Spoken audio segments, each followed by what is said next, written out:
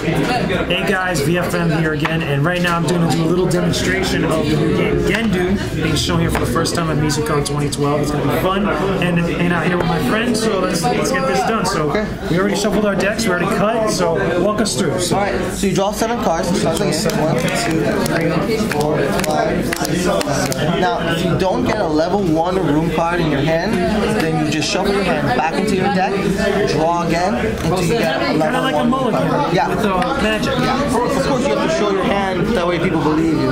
So yeah, so I think I'll put here. Let's see what I got. You can even come here, you can see my hand as I play it, guys. You know, just to show you guys, you know, what I have. This is what I have here. Different stuff, you know, obviously most of you guys, you know, you're seeing this game for the first time, you're not going to know much, but eventually down the line, as you know, it gets more popular, people will understand. Let's hope so. Yeah. Alright, so do you have a level 1 room? Yes. I too have a level 1 room. Now the way you start the game is you cut the deck, and on the highest level, he's the one who goes first. So 4, 3. So obviously I he's go going to go first. So I'm going to go ahead and place my,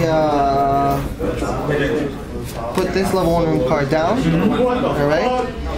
And, that's all I want to do. Draw a card in my turn. Alright, so obviously, you know, you place someone down, you draw a card at the end of the turn once you finish with it. Okay, yeah, so you draw a card at the end of your turn. Most games allow you to draw a card at the beginning. Since this is more of a patient game where you gotta kind of strategize really in advance, you draw a card at the end and you plan your next attack. Alright, cool. So now it's my turn. Now I don't draw when I first start. I draw at the end. So since I have my level 1 card here, I'm going to place it face down as my room. Now, you can place your room face up, but then what will be the point? You'll know what's in your dungeon. Exactly. You want to, I guess, keep mystery. Kind of like Yu-Gi-Oh! The only time you would want to place a room face up is if it gives you advantage. Meaning there are some rooms, meaning every single time your creature walks into this room, you get +1, your creature gets +1/+1. That you put face up and you walk your creature in, and that way everybody knows what's going on.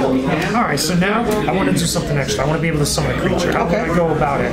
So, of course, you can use any room in your first turn, because you can't sacrifice your first room. So here, whatever cost any hand cards, discard whatever hand cards you don't want, and then you can. Now I discard them face up or face down. So you discard them in your discard pile, and everybody can do the discard. Alright, so I'll discard that, and now I want to be able to summon. Now, where exactly do I put him? Now that I got you summon him on your side of the board, or you can summon him right into one of your rooms. Okay, in my room or your room? You can't summon him into my room. You can only summon him onto your side, into your room. You cannot move the turn he comes in.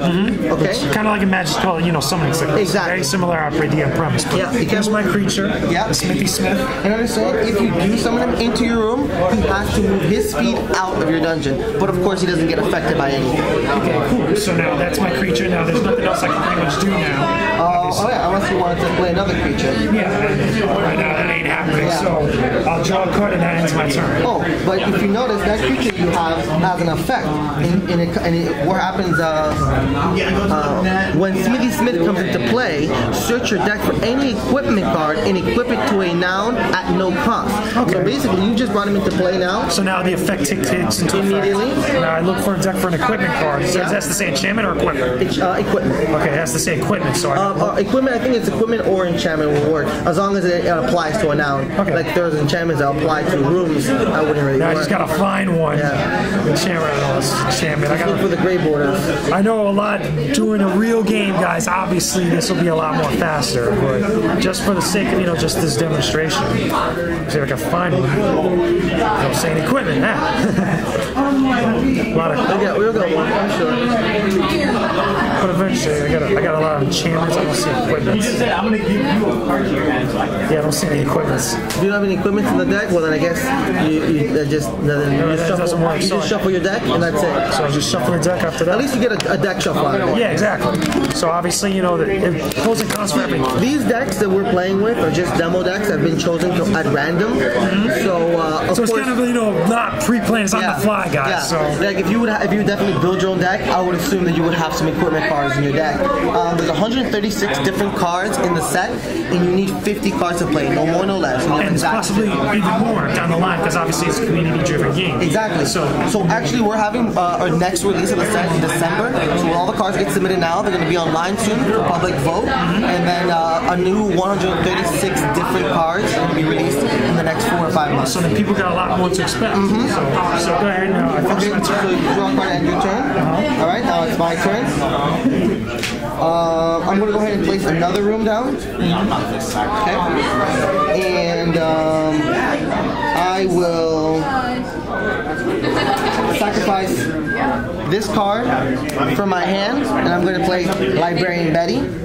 Librarian Betty says that when Librarian Betty comes into play, search your deck for any spell verb and add it to your hand. So same idea, just different type of ability. Exactly. Again, once you play the monsters, all the abilities, you know, they kick in. So I'm going to look for, so I have to show the card that I got. I went and I got Lightning Shoes. Alright? Now, I think this is a good time to tell you about how the fighting happens. See, Lightning Shoes says something called the upper hand. Alright? If you don't have the upper hand, battles happen like this. Not like in Magic where you tap and you have to attack and that's it. Here, battles go all the way through. So if they battle and nothing's dead, they battle again. So basically, something dies. Nobody's leaving. Somebody's not leaving. Yeah, exactly. So the reason why I stop and say that is because when you have the upper hand strikes first. And since you battle all the way through, if this guy has 5 attack and you have like 6 creatures there that only have 4 health, well then all your creatures die and I'm not getting hit at all. Awesome. Because of the upper hand. So show us a little bit of battle here. How it will work out. So like the battle would work like this. So let's say for example, you know, I'm gonna go ahead and play one more thing that allows us to go into a battle. Watch this. Okay, yeah, sure. So I'm gonna sacrifice these 2 cards here, and I'll play Eager Earl. Another creature. Another creature. And now Eager Earl may enter the dungeon when he comes into play. So if he wants to, he can avoid summoning sickness like he said. If not, he gets +2 speed. So I'm gonna bring him in right away. Okay, so he's going in the dungeon. So now that I'm walking into your dungeon, he's on your side here. I'm walking into your room. What's in there? Now it flips up. Obviously, it's a blockade. Okay, blockade is a defense 5. So that means I hit him with 3 this round. Since it's a blockade, I gotta wait till next round to hit it again to get through. Past it. Yeah. So I'm stuck there, and I'll draw a card at my turn. Okay, so now it comes to me. Exactly. So see if I want to play anything. Now, he can, if he wanted to, move his guy into one of his rooms to come after me and to kill me. But here, I have a 3 attack. And I have a 1. So that means that he would just kind of sacrifice. I would kind of just kill myself. Yeah. We don't want that. That would be bad. Yeah. But besides that, in order to kind of move things along here, I'm just kind of choosing. I'm going to sacrifice 2 cards in my hand. Okay. Play another creature to help me out, which is something called the People's Gear.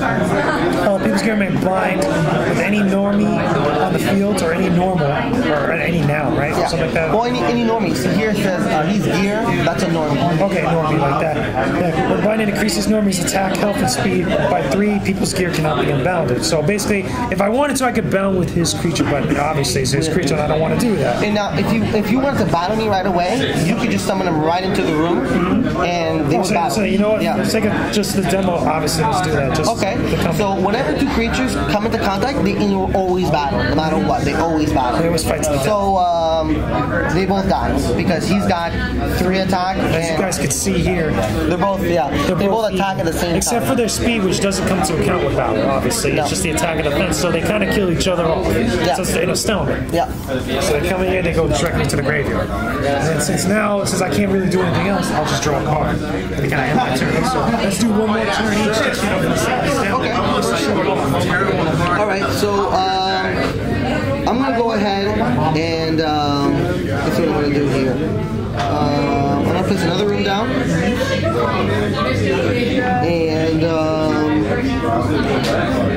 there's nothing else I can do. I'll draw a card and kind of anticlimactic.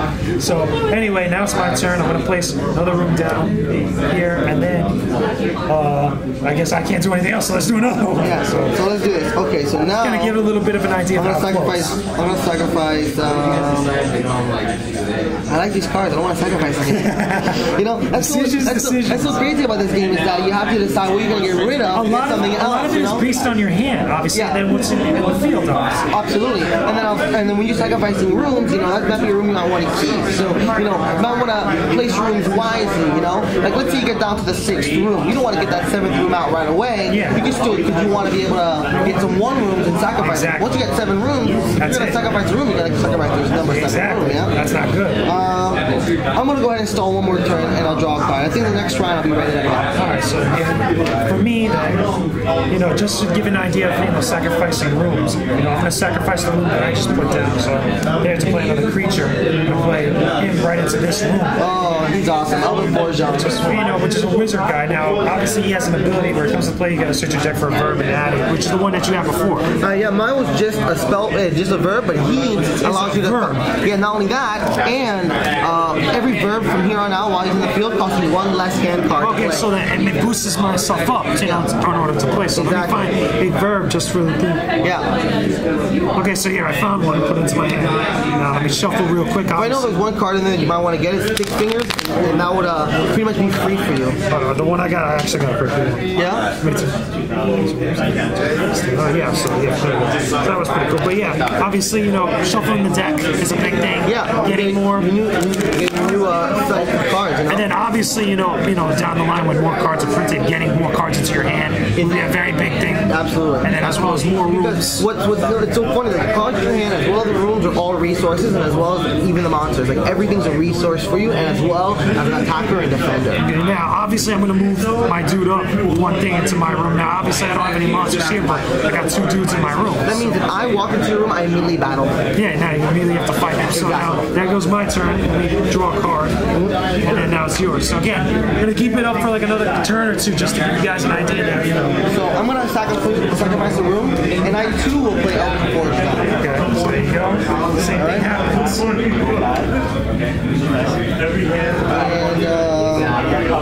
I'm going to have you get Lightning Bolt out. Oh, do I have to show you the room? Yeah. Yeah, I got it all face down. Oh, cool. Cool. Obviously, it's a gentleman's game. You know, you got to play like a gentleman. You got to show him what's up. Yeah. So he has a fighting chance, etc. So because Elvin Borjan allows me to play any verb at 1 less hand cost, I'm going to go ahead and Lightning Bolt your Smitty Smith for free. Okay, so he takes 2 damage. Oh, no, Smitty Smith. So he automatically gets killed. He's dead. So he's dead because he's only got 1 defense. So he goes to the graveyard. So now I got 1 creature. Yeah. It's always fun to kill for free. And I'm going to draw a card. Yeah, my turn. So now I have what is it? I have a chance to actually do some stuff here. So I'm gonna discard 2 cards. Right now, I want to play a creature into the room again. Swarm Peon. He doesn't have an effect; he's just there. And then I'm just gonna, just for the sake of the time, I'm gonna move up 1 space into one of your rooms. You really wanted to see what was in that first room. I know he did. Just to see what's going on. So -1 attack. So now he has 4 and 5 and 3. So you can still keep moving. So just to see what's going on. So now you move 2 spaces, so now you have 1 more speed. Exactly. Okay. -1 attack again. So you can then continue walking if you want to into here and battle me. And if you want, just to show how people will battle. Sure. So he moves in here. So what happens is he's attacking me. I get to choose my defender. He gets the choice of these 2 creatures. Exactly. Yeah, I don't necessarily have to target which one. Exactly. So if I wanted to, I would defend with her, which would be retarded because she has 0 attack. She would die. Then he would then attack him. The attacks, like I said, go all the way through.